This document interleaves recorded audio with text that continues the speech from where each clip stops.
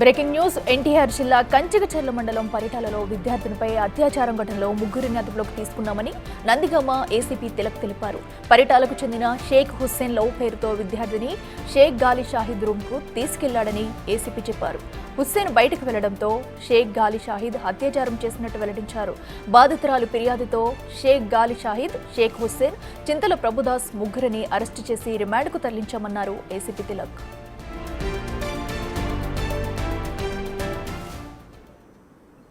స్థానికంగా ఒక ఇంజనీరింగ్ కాలేజీలో 2వ సంవత్సరం చదువుతున్న ఒక స్టూడెంట్ని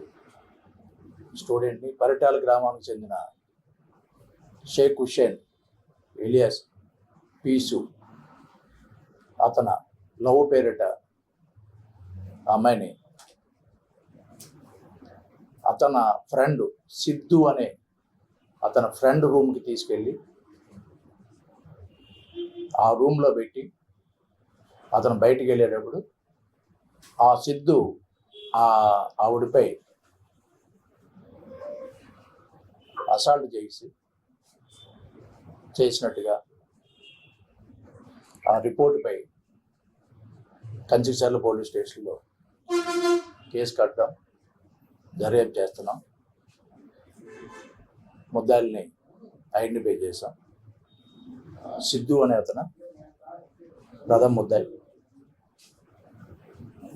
హుస్సేన్ లవరు రెండవ ముద్దాయి, మూడో అతను వాళ్ళకి సహకరించిన చింతల ప్రభుదాసు ముగ్గురిని